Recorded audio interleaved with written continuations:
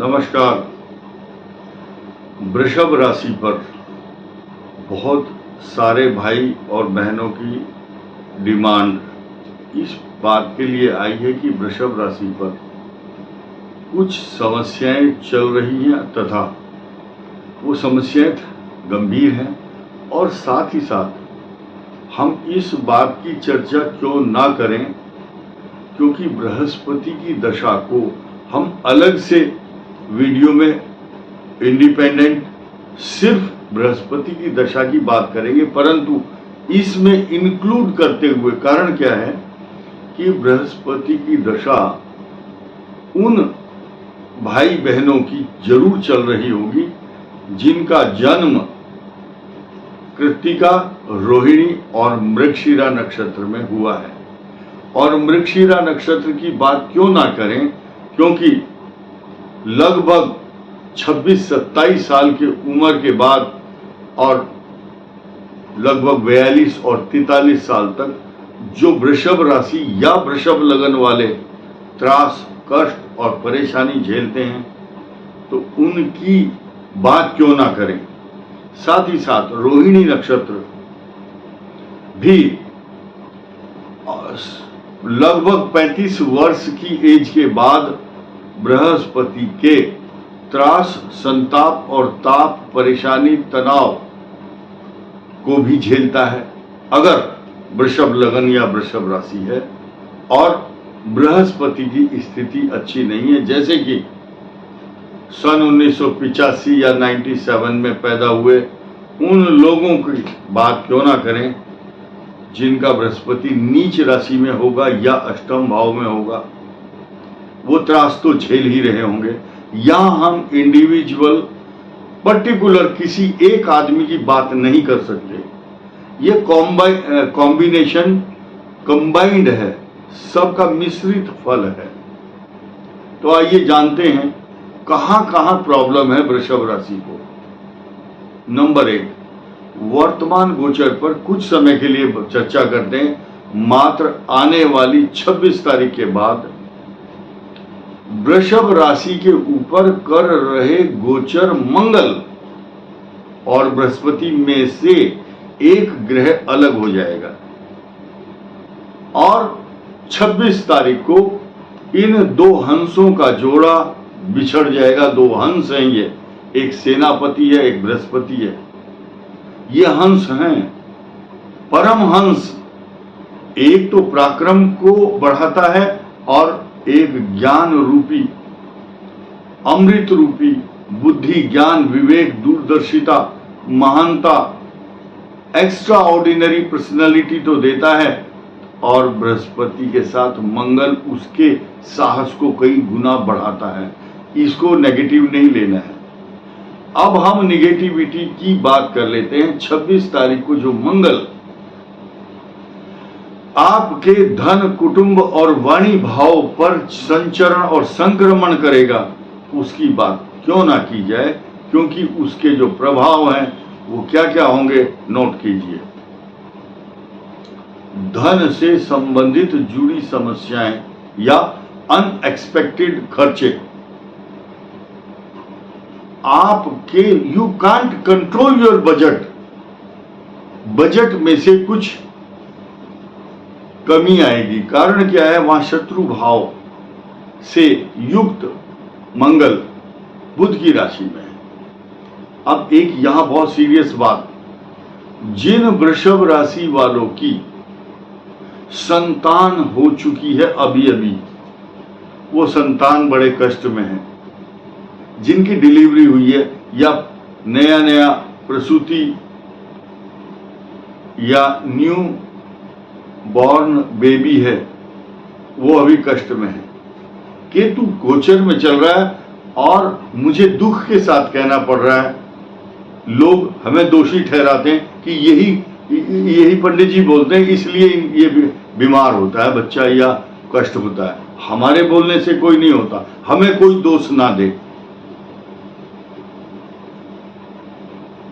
कारण क्या है कि जब मिथुन राशि में मंगल आएगा तो उसकी दृष्टि आपके पंचम भाव यहां गोचर की बात कर रहे हैं या लग्न हो तो आप जोड़ सकते हैं अपने आप को।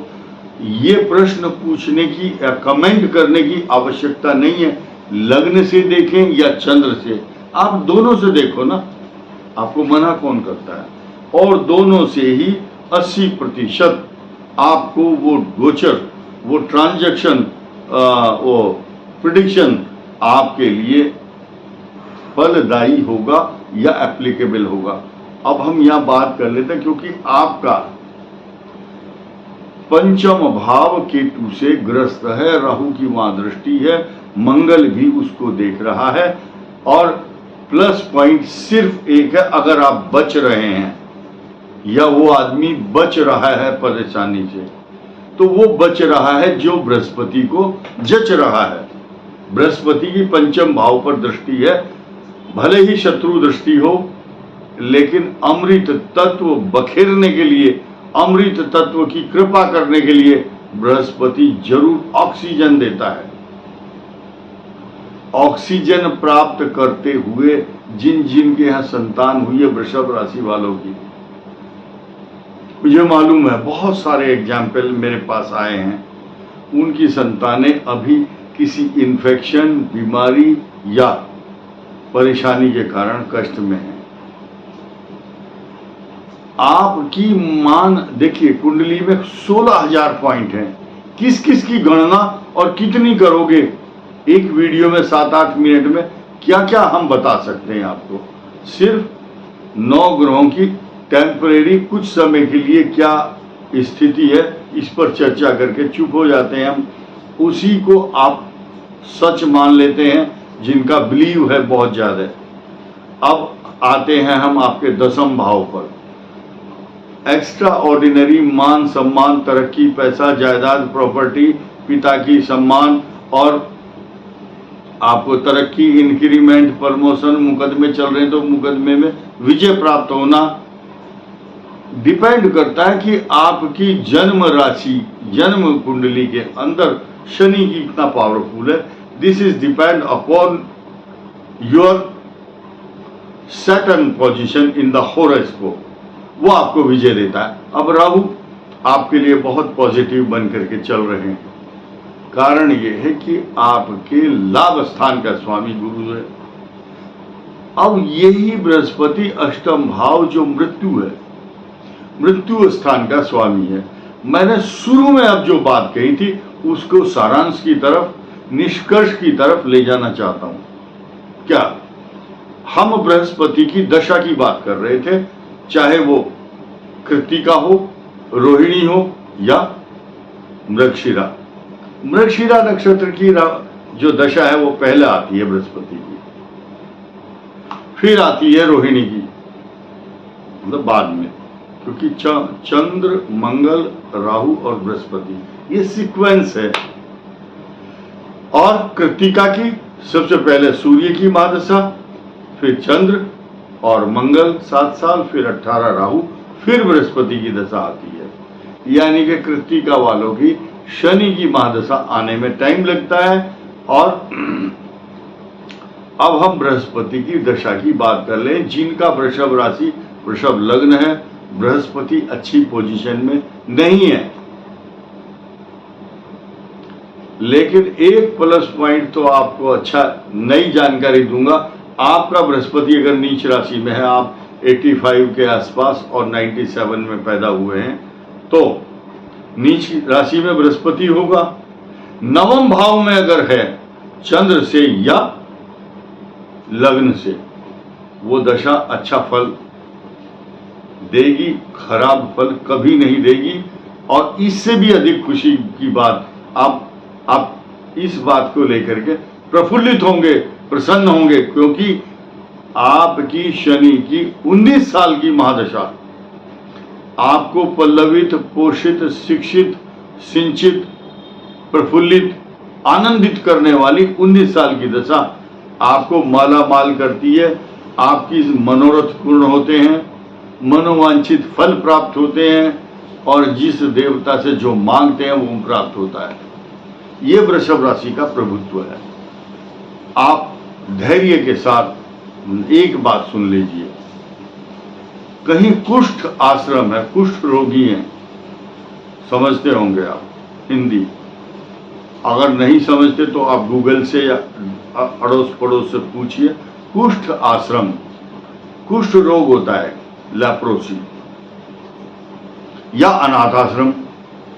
वहां पर जो वस्त्र या अन्न का दान करता है उसको केतु की दशा कभी कष्ट नहीं देती। ये बात इसलिए कही है, इस समय 18 मई 2025 तक आपको कष्ट देने के लिए केतु ग्रह कभी पीछे नहीं हटेगा।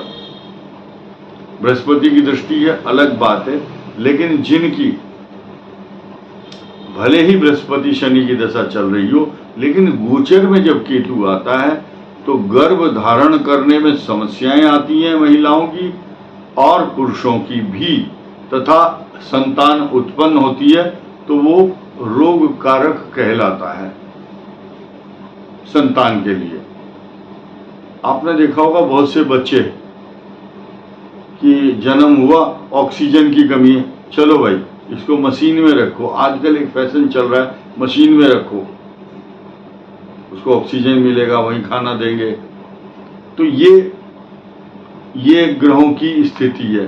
पहले समय में ऐसा नहीं होता था और समय के साथ साथ ग्रह अपना काम करता है। तो केतु का जो मंत्र है उसका 7000 जाप, और बहुत सिंपल मंत्र, ओम केतवे नमः, शुद्ध उच्चारण। और मंगल की उपासना करने से भी, हनुमान जी की उपासना करने से भी केतु के उपद्रव, केतु के जो दुष्प्रभाव हैं समाप्त हो जाते हैं। इस वीडियो में इतना ही। धन्यवाद, नमस्कार।